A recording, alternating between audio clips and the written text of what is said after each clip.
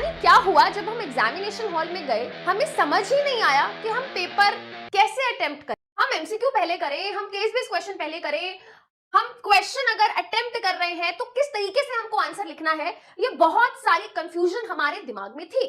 तो उसी कंफ्यूजन को आज हम क्या करने वाले हैं, इस सेशन में सॉल्व करने की कोशिश करेंगे। देखो बेटा, सबसे पहले what you need to understand is कि आपने कितनी ही पढ़ाई करी हो, अगर आप अपने आप को अच्छे तरीके से एक्सप्रेस नहीं कर पाओगे आंसर शीट में तो कोई फायदा नहीं है। बिकॉज आप जाके अपने एग्जामिनर को ये तो नहीं बता सकते ना कि मैंने ये पढ़ा था, देखो ऐसे होता है वैसे होता है।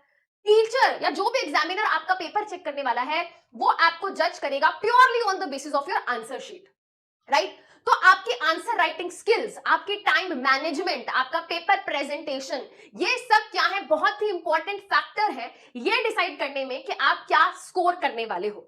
सो आज के सेशन में कुछ ऐसे ही बातें करेंगे कि हम अपने पेपर प्रेजेंटेशन को कैसे बेटर कर सकते हैं, टाइम मैनेजमेंट हमको कैसे करनी है व्हाइल अटेम्प्टिंग द पेपर। तो स्टार्ट करते हैं बेटा। जैसा कि आपको यहाँ पे दिखाई दे रहा है, and as you all know बेटा, हमारा जो कोई भी पेपर होता है that is of total 100 marks. Science की वेटेज भी क्या है हमारी, टोटल परसेंटेज में हमारी 100 मार्क्स की जो वेटेज है वो साइंस की है।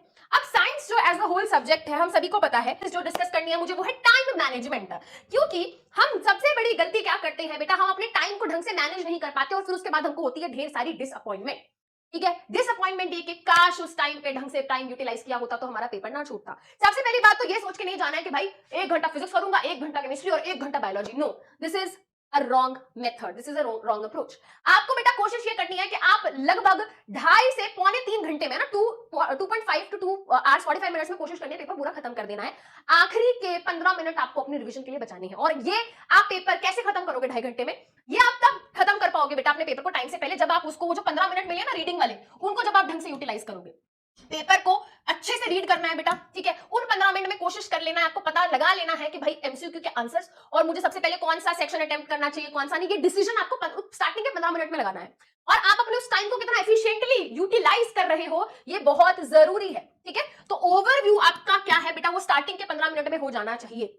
अब ये जो आपके 3 घंटे हैं भाई, इनको ढंग से यूटिलाइज करना है, जैसे कि मैंने कहा, ठीक है। पहले स्वयं की मदद करें, बाकी बच्चों की, दोस्तों की, यारों की बाद में मदद करना बेटा। बहुत सारे बच्चे होंगे, है ना, मैं ये नहीं बोल रही कि गलत बात है अपने दोस्तों की मदद करना, भाई बिल्कुल करो, पहले अपनी मदद करो, है ना। ये नहीं होना चाहिए ना कि वहां से तुम्हें कोई डिस्टर्ब कर रहा है, यहाँ से डिस्टर्ब कर रहा है, उनको दिखाने के चक्कर में, बताने के चक्कर में अपना पेपर छूट गया। पहले अपना पेपर अच्छे से कर लो, अच्छे से रिवाइज कर लो, और उसके बाद तुम्हें लग रहा है कि नहीं भाई इसने मेरी मदद करी थी तब, आज तो बदला चुकाना है, हाँ आज तो बदला इसको बदले में मदद करनी है तो तब करना, बट पहले अपना पेपर कंप्लीट कर लेना, ठीक है। बहुत सारे बच्चों की आदत होती है ना, स्टार्टिंग में तो बहुत सजा सजा के लिखेंगे, उसके बाद क्या करेंगे, पहले ही हर स्टार्टिंग में क्वेश्चन में इंपॉर्टेंट वर्ड्स को अंडरलाइन करेंगे, ये करेंगे वो करेंगे, और आखिरी में आते आते सब कुछ खत्म, गोल साफ, आखिरी तक आते आते कर ही नहीं पाते। तो बेटा ये सजावट का काम जो है आखिरी के लिए छोड़ देना, जब पेपर को रिवाइज करो उस टाइम पे आप क्या करना बेटा, जो भी इंपॉर्टेंट टर्म्स एंड टर्मिनोलॉजीज है उनको अंडरलाइन करने का काम आप आखिरी में करना, ना कि स्टार्टिंग में, ठीक है। क्योंकि पेपर को सजाना एक सेकेंडरी चीज है, प्राइमरी चीज ये है कि आपकी आंसर राइटिंग अच्छी होनी चाहिए, ठीक है। आंसर राइटिंग का मतलब ये नहीं राइटिंग, आंसर राइटिंग मतलब जो कंटेंट आप लिख रहे हो अपने आंसर में, मैं उसकी बात कर रही हूँ, ठीक है। तो पेपर को बहुत अच्छे से रिवाइज करना है। मेक श्योर जब आप अपना पेपर रिवाइज करोगे तो क्वेश्चन पेपर साइड में रखा हो, रीड योर क्वेश्चन, पूरा का पूरा क्वेश्चन, और देखो मैंने इस पूरे के पूरे क्वेश्चन में जो भी पूछा है सब कुछ आंसर किया है कि नहीं किया। सेकंड क्वेश्चन, उसका क्वेश्चन रीड किया, आंसर रीड किया, ठीक है। सो ये चीजें क्या है बेटा, छोटी छोटी जो याद रखनी है। और क्या बेटा, स्ट्रेस नहीं लेना है, अगर कोई भी क्वेश्चन तुमको नहीं आ रहा है तो कोई दिक्कत नहीं है, स्पेस छोड़ो, आगे बढ़ो, उस पर अटकना नहीं है, ठीक है। वापस आ जाओ, जब पूरा का पूरा पेपर हो जाए तो उस खाली जगह पे वापस आओ, बी कॉन्फिडेंट, सोचो समझो, कुछ भी लिखने की कोशिश करो, ठीक है। बट रैंडम ये नहीं कि गाने लिखा है, पोयम लिखा है, ये नहीं करना है, ठीक है। कुछ मिलता जुलता याद आ रहा है वो लिख दो, कॉन्फिडेंट रहना, जो भी लिख रहे हो आखिरी में कॉन्फिडेंस लूज करा तो दिक्कत होगी, ठीक है। उसके अलावा बेटा हमारी तरफ से आपको ढेर सारा आशीर्वाद, we wish you all the best. I hope आप सभी बच्चों का पेपर बहुत बहुत बहुत अच्छा होगा।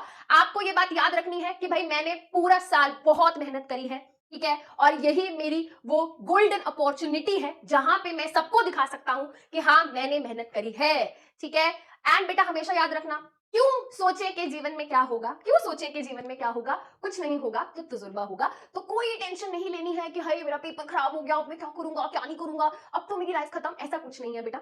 It is just an exam. What matter is कि आप अपना कितना एफर्ट और हार्डवर्क उसमें लगा रहे हो, ठीक है। भूल जाओ कि कौन क्या कर रहा है, ठीक है। दोस्त ये कर रहे हैं, क्लासमेट ये कर रहे हैं, पड़ोसी ये कर रहे हैं, फर्क नहीं पड़ता। फर्क इस बात से पड़ता है कि आप क्या कर रहे हो, आप अपने लिए कितना एफर्ट ले रहे हो, आप अपने लिए कितना हार्डवर्क दे रहे हो, ठीक है। Now or never, that's all from my side. ढेर सारा प्यार एंड ढेर सारा आशीर्वाद and blessing. Rock your exams. Thank you so much, bye bye.